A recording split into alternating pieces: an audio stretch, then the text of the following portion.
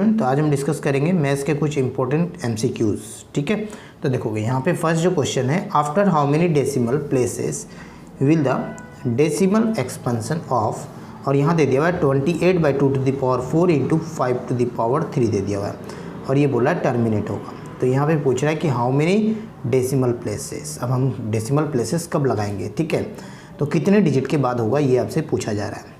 तो यहाँ देखोगे अब ये 2 का पावर क्या है, मैक्सिमम तो 4 है, बट यहाँ पे देखोगे अगर 2 स्क्वायर करोगे तो 4 होगा, है ना। 2 का पावर अगर हम 4 को ऐसे लिख लें 2 इंटू 2 अगेन 2, ठीक है, ये हो गया 2⁴।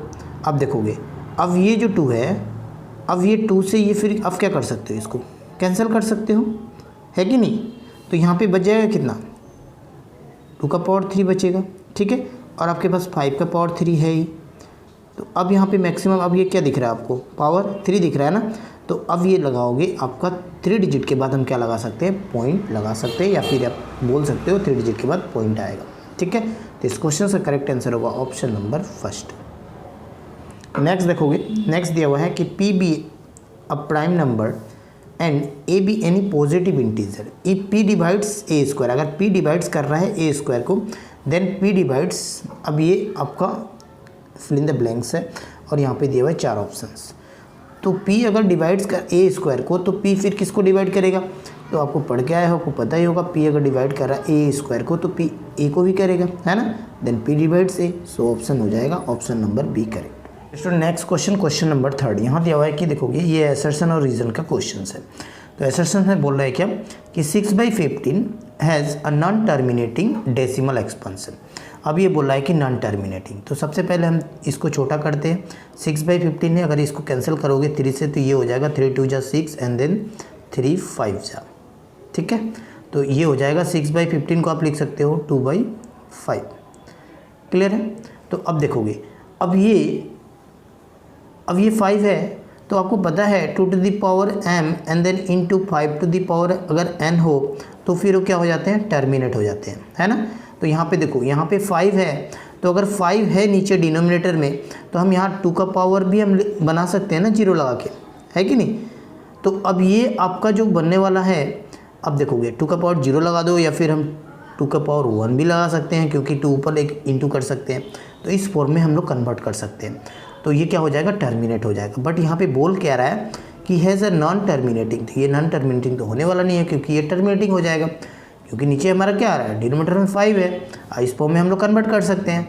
सो पहला जो हमारा असर्शन था वो क्या हो रहा है, ये फॉल्स हो रहा है, ये हमारा फॉल्स हो रहा है ना। नेक्स्ट अब ये देखते हैं रीज़न आर। अब यहाँ दिया हुआ है कि prime factorization of 15 is not of the form. अब ये बोल रहा है कि प्राइम फैक्टराइजेशन ऑफ 15 का निकालोगे तो इस फॉर्म में नहीं होगा, ठीक है। चेक करते हैं, तो 15 का प्राइम फैक्टराइजेशन ऑफ फाइंड करोगे तो ऐसे लिख सकते हो 3 × 5, 3 5 = 15, ठीक है।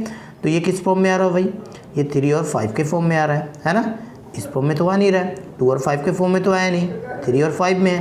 तो यहाँ पे बोल रहा है नोट लगाया हुआ है, तो हाँ ये क्या हो रहा है, ये आपका ट्रू है, रीज़न आपका क्या हो रहा है, फिर ये ट्रू हो रहा है। तब ऑप्शंस में देखेंगे, ऑप्शन नंबर डी में देखोगे, यहाँ दिया हुआ है कि A is false and but R is true, तो ऑप्शन नंबर हो जाएगा इस क्वेश्चन का डी करेक्ट। नेक्स्ट क्वेश्चन देखोगे, क्वेश्चन नंबर 4, यहाँ बोला है कि check whether 6n can end with the digit 0 for any natural number n, और ये 4 ऑप्शंस दिए हुए हैं, ठीक है। तो देखोगे 6 का पावर n, यानी 6 को आप कैसे लिख सकते हो, 2 × 3 के फॉर्म में लिख सकते हो, है ना।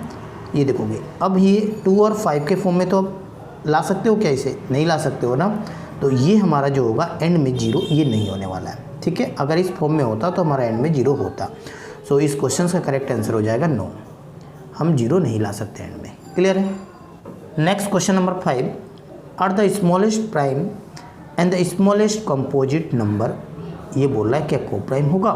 तो देखोगे सबसे पहले स्मॉलेस्ट प्राइम नंबर, आपको पता है स्मॉलेस्ट प्राइम नंबर कितने होते हैं भाई, ये हो गया 2, एंड द कंपोजिट नंबर, तो आपको पता होगा ना स्मॉलेस्ट कंपोजिट नंबर क्या होंगे, जो प्राइम नंबर नहीं होंगे।